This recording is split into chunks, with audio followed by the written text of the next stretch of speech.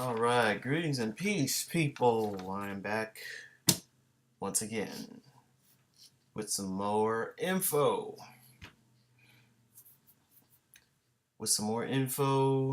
Leading from the last video that I made when I got into the Merkaba.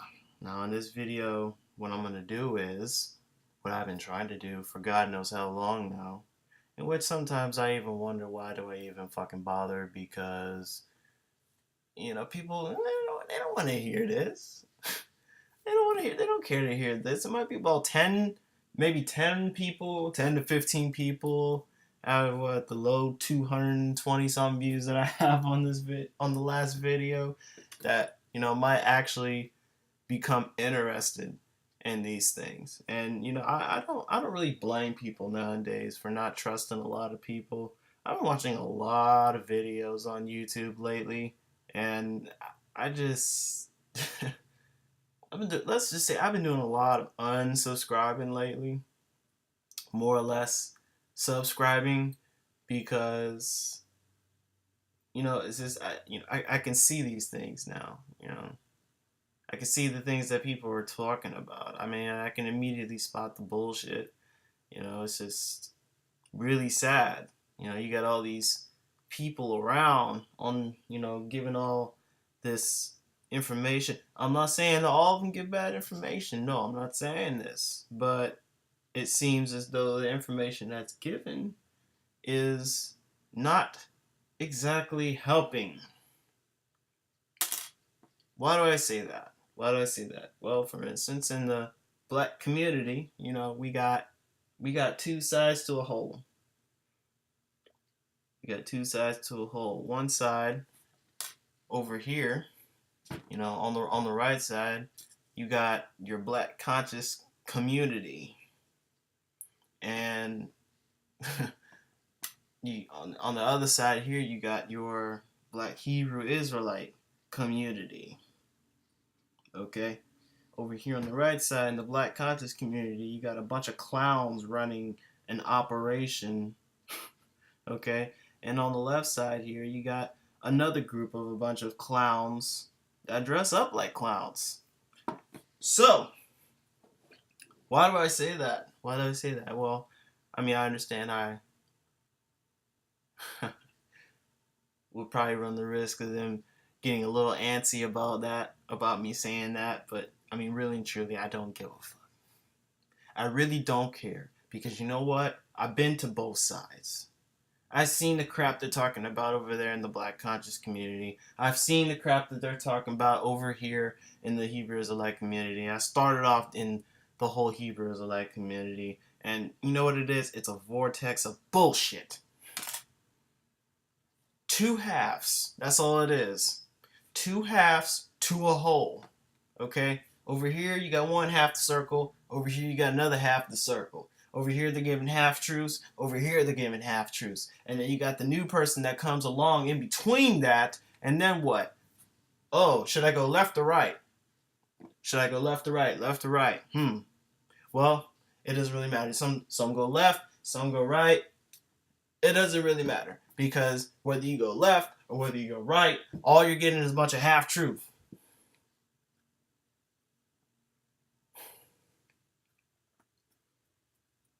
Half-truths and entertainment. That's what it is. That's all it is. It's just a bunch of useless entertainment. Endless debating that gets nobody anywhere, and a whole bunch of arguing in between, like within the group over here. How's that supposed to help anybody on the outside of that if y'all on the inside arguing with each other? And that's happening on both sides. You know what they call that nowadays, people? Divide and conquer. Oh, really? I mean, this is so simple. It's so simple. But anyways, my goal here is not to divide and conquer. My goal is to bring both halves to a whole. And that's what that is my goal here. That doesn't mean that everything that I give you will be absolute, but I will give you what I can. See, I'm actually attempting to bring two halves to a whole here, is what I'm attempting to do. Okay? I'm attempting to show, instead of rather showing the differences between each other, I want to show you the actual things that each side has in common. See, that's what it's all about. You take two halves and you show what each side has in common to maybe possibly come to a common accord. You know, a little bit of unity here. You know what I'm saying? Because, see, that's what it's all about. It's all about, well, to them, it's all about, divide, separate, conquer, keep one side from going to the other, or maybe just keep one side going over here to each side, just a big ass game, a long and never ending game of tennis. A never ending game of tennis is what it is. But, anyways, now that I've got that out of the way, let's jump on here to see some relations. Last time I talked about the whole Merkaba and the little star, and I showed you how the relation between Israel and Egypt. I showed that that relation here. Well, I'm gonna attempt to do the same thing here, okay? Because what people don't understand is that the Merkaba is an Egyptian word. Oh yeah. This little star here that everyone's so afraid of. This star, you know what this star is? This is a 3D version of the 2D version of what is the Star of David. Now, if you like the Hebrew language, okay, and you dislike the star, okay, that's like one positive and one negative. Okay, it's more or less more like a double negative in a way, because if you call the star evil and you call the language good, them two things can't go together. Why? Because the language pertains to the star. Literally, the language pertains to the star. This is not anything new. When we're talking about the modern Hebrew characters on there, and I realized that there's paleo, and then there's all the other little symbols and stuff, but when we're talking about the modern language here, you can make the entire language out of this star. And I told you before, this star is not just any kind of star. Okay, it's not just a Merkaba, meaning a ascension vehicle. Okay, a light spirit body vehicle, or a vehicle of God, or something that pertains around those lines. Okay, it's more than that. It's a body of creation is what it is. It's a freaking body of creation. When you look at this, what is it? I think it's called like the Enochian knowledge. Oh gosh, I can't remember what it's called. But anyways, this is also related to like the flower of life, which is found in several temples around what is left of what was left of ancient Egypt. You can find that symbol on the walls. You can find videos on YouTube of people that have actually literally walked in these tunnels and showed you straight up that it's written on those walls. How ironic that the Star of David, quote unquote, fits perfectly inside of this flower of life.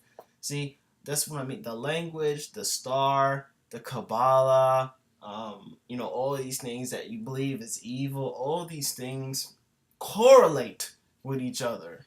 Literally. The seven chakras and all that, all everything. There is nothing that is insignificant to each other. Everything correlates here. Everything correlates. Let me see. Here is your Star of David. How interesting. Look at these symbols, and look, somehow or another, you can make the entire language out of this creation here. Out of this star, which is, I showed you before, even a flower, even a snowflake takes the same exact form. Okay? See, that's the entire language out, and you can make it out of this one star here. I bet people didn't even really know that. Here's another relation here. This is the Astral Alphabet. How ironic that all letters pertain to the name of a constellation, or the Astral Alphabet. See, this is all star related. See, that's what the first universities actually studied. They studied the universe. Okay, there was no Earth studies only. Because what's the point of that? You're just going to keep going. You're not going to really and truly learn anything new. That's the difference between a circle and a straight line.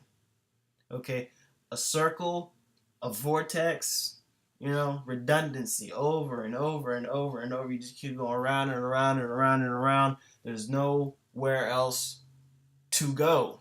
Rather than in a straight line, that's progression. See, if you're constantly moving in a straight line, you're moving forward. Okay, you're constantly moving forward. You're learning new things as you go on, rather than getting caught up in the circle, or caught on one half of two halves, going in circles, just spinning and spinning and spinning. I mean, like, you would probably vomit for how long you've been running around in circles. And I know some people have done this. I've seen it.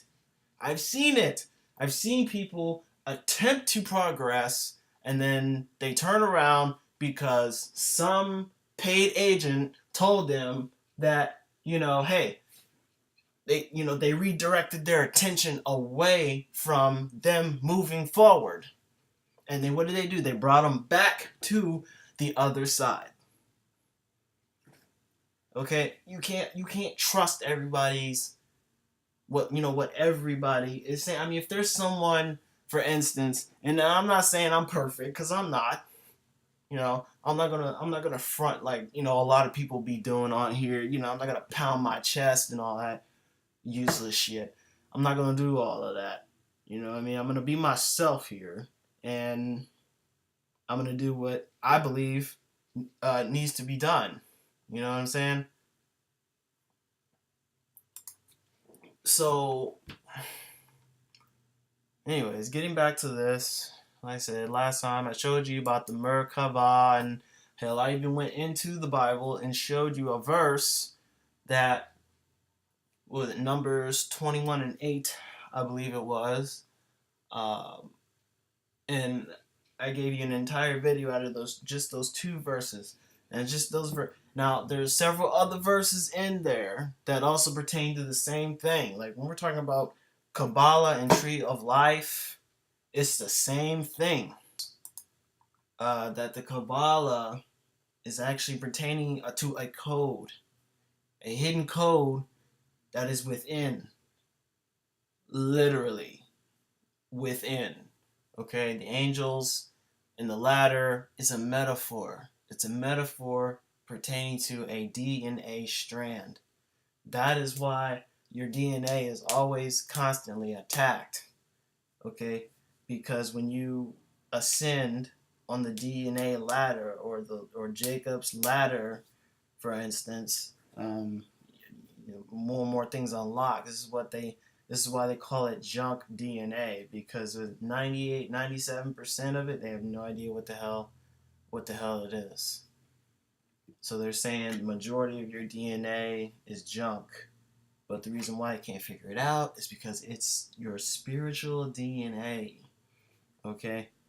Uh, we don't use probably not even fully 10% of that. Some of us are probably even less than 5%, which is really sad. So we still have over 90% of this DNA still locked within. That is why at the end of Jacob's journey, when he reached the God status, is what happened. He went through the wells of seven, through the seven chakra systems, and let me tell you right now, for anybody that is also into that spiritualness, it's not easy to do. That's the best way that I can put it. It is not easy to do because you have to really, first you have to really, want to do it. And if you really want to do it, the best way to only get through there is to be positive. Literally. Because, if you're any kind of extreme negative, now don't get me wrong, I'm not all about the whole new age thing about positive vibes only. I mean, yeah, positive vibes work, but that's only if you're trying to ascend. But at the same time, too, we need balance. Okay, even in if we're going back over here to the black conscious side, when we're talking about the Egyptian gods and everything, even they also had their good and bad side. Okay, they did things in a positive way, but it's not like they never got angry. See, and when you read about these gods, the very story of these gods pertaining. Now, I can just tell you right now that these same gods, the Sumerian gods, the gods that are, the Egyptian gods in the beginning of Genesis, I can tell you right now that story relates with each other. The Sumerian story is vaguely identical to the story that is written at the beginning of Genesis. It is literally identical. The names, they look different, but they sound the same, which goes to show you where this information comes from. It comes from two different sources, okay? Which means that those were the same people, okay? Okay, so when we're talking about Merkaba here, if I can move this down so you can see it, it's a little small. Alright, well, you can see that. To connect the spirit and the soul. Merkaba. Okay? Now, as you can see, those are Egyptian characters that were written on the wall. Now, is that the actual language? I don't know.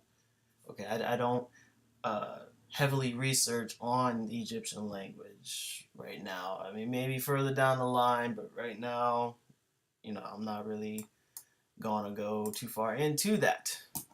Okay, the Mer means light, Ka means spirit, and Ba means body. Where is it? Here we go. So when we go and let's look for the word chariot. I know this is one word they like to use to pertain to a UFO.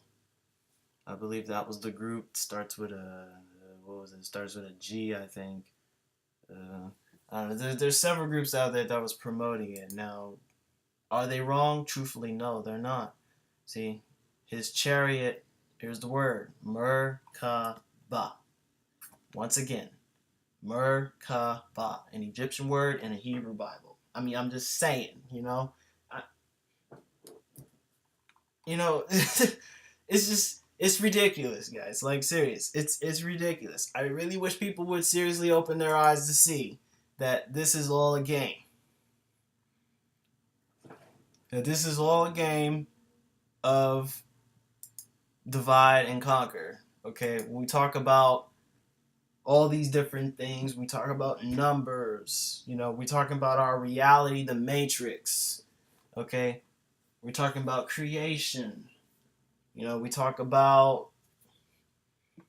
you know the mind, body, and the soul in general. When we talk about all these things, and we get these things from two different sides. See, this is what I'm talking about when I'm talking about two halves to the whole. Two halves to the whole. Okay? Christianity is a copied religion. Okay, it's a copied belief. Let me just say that. It's a copied belief. Okay? It is a copied belief as well as almost everything else, as I showed you in the last video with the snake and on the pole, and the hospital sign, with this with the six star uh, star tetrahedron, this star right here, even though it's shaped a little different, but the concept is exactly the same. Okay, that's why hospitals use that sign. Heal. Okay, is what they're supposed to be doing, but really and truly they're doing the opposite. So there's another double negative there. But the symbol, the reason for the symbol is to heal. It is also used to heal. That's why this is very much like um,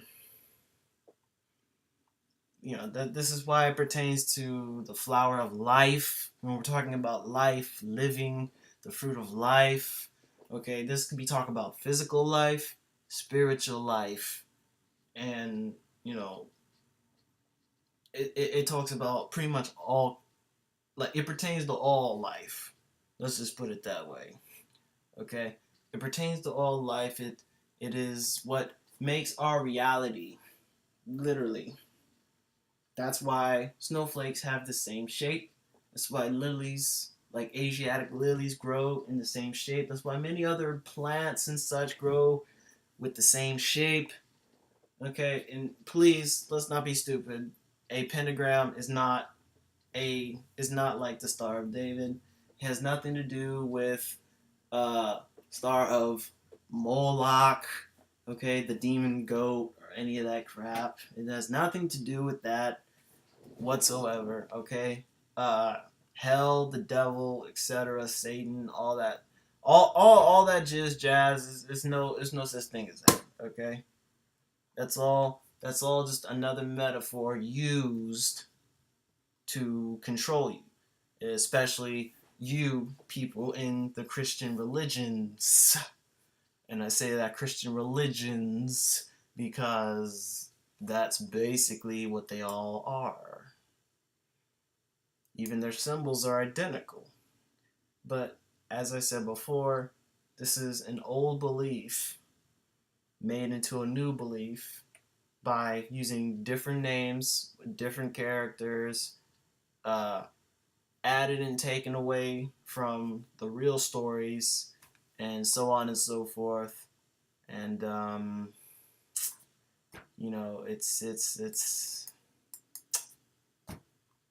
it's all messed up, is what it is. It's all messed up. The truth is out there. I guarantee it. The truth is out there. You know, we see it. We see all these ancient structures. We see all these facts out here. You know, that can be used as a building ground to get to the bottom of it, which is basically where the truth lies. So, let's see, this video is about 27 minutes long. So, with that being said here, I'm just going to go ahead and stop it here. I may do another video later on pertaining to something else. Who knows? I don't know yet. But we'll see. We'll see. So, I don't know if that's any helpful information to anybody, but if you do have any questions, please leave them in the comments and I will try to answer them the best possible way that I can. So, with all that being said, peace and greetings to you guys, and happy journeys.